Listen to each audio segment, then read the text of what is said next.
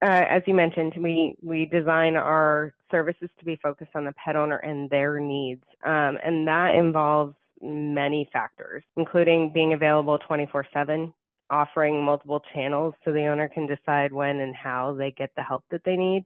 One of our very first calls was an owner who was shaking so badly she couldn't even type in her credit card information to pay for the call. So can't even imagine what it would have been like for her to try to launch a text-based or chat conversation.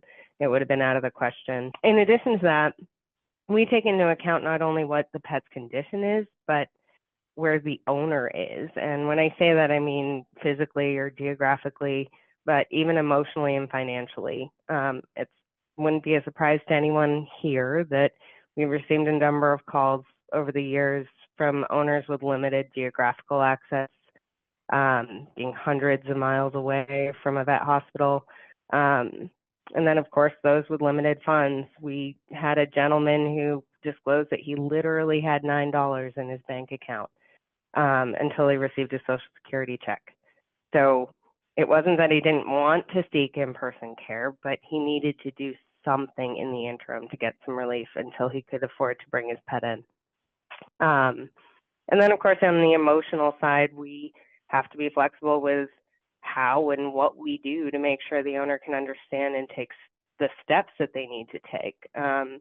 We've had calls where the questions are really simple, like an owner who thought that their puppy was having a seizure when it wasn't. He was just dreaming.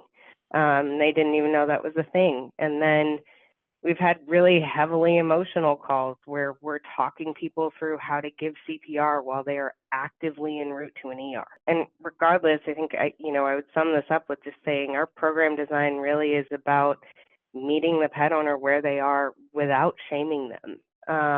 We keep all of the complexities of the pet owner and their needs as our top priority, because everyone deserves to have a pet.